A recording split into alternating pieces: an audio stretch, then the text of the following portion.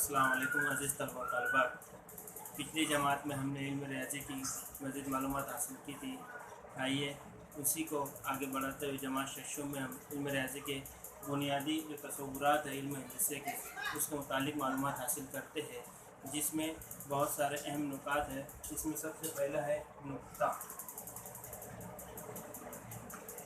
दूसरा जो है क़त्ए ख़त, तीसरा है शुआ, और चौथा जो अहम चीज़ है वो है खत। इस तरह आज हम इस वीडियो में इन चारों के बारे में मज़ीद तफसील से मालूमात हासिल करेंगे। सबसे पहले हम उसमें देखेंगे नुक्ता। नुक्ता यानी क्या? किसी भी मस्तई में वाक़ई जो नुक्ता होता है उसे हम नुक्ता कह सकते हैं। जैसे हम किसी पेन, पेंसिल या किसी चीज़ से हम नुक्ता लगाते हैं वो नुक्ता कहलाता है। और इस नुक्ते को हर्फ अंग्रेज़ी हुरूफ के जो हुरूफ होते हैं अंग्रेज़ी के उनसे ज़ाहिर किया जाता है। मिसाल के तौर पे जैसे मैंने इस नुक्ते का नाम दिया है नुक्ता ए, इस नुक्ते को मैंने दिया है सी, इसका पढ़ा जाएगा नुक्ता सी।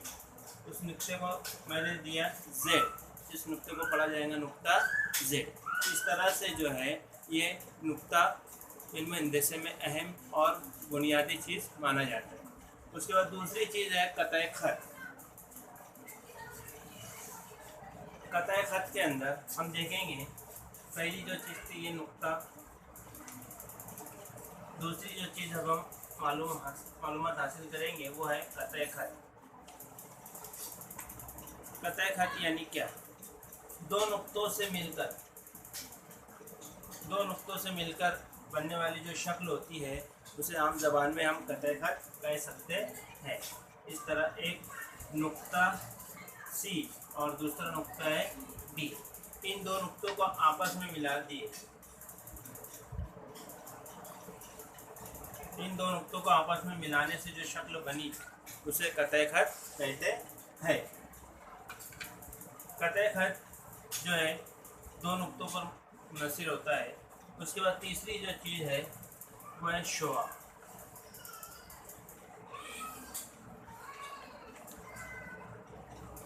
हमने देखे कि ये नुक्ता, उसके बाद एक दूसरा और नुक्ता, इस तरह दो नुक्तों से मिलकर जो शक्ल बनी उसे हम कहेंगे क़त्ए ख़त।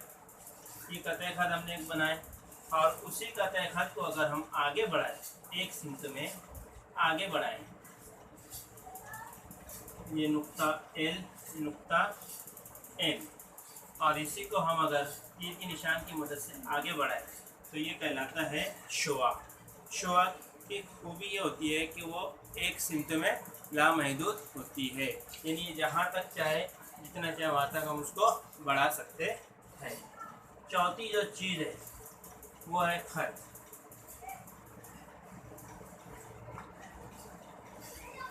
इस तरह ख़त जो है इसकी बुनियाद भी नुक्ते से शुरू होती है। नुक्ता एम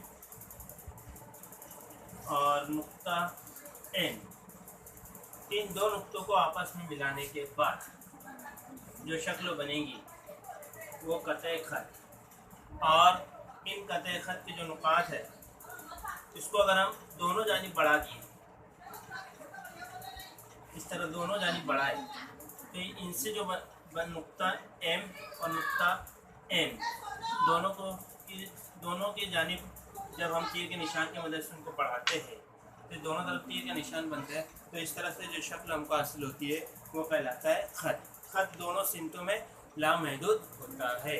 इस तरह हमने देखे कि नुक्ता, क़त्ए ख़त, शुआ और ख़त ये इल्म हिंदसे के बुनियादी तसव्वुरात में शामिल है। नुक्ता हम देखते हैं कि नुक्ता ए, नुक्ता सी और नुक्ता जेड। उसी तरह क़त्ए ख़त यानी दो नुक्तों से मिलकर जो शक्ल हासिल होती है वो क़त्ए ख़त कहलाती है। जैसे यहाँ पर शक्ल सी डी, इन दो नुक्तों से मिलकर इन दो नुक्तों को आपस में हमने मिलाए तो जो शक्ल हमको हासिल हुई वो कहलाती है क़त्ए ख़त।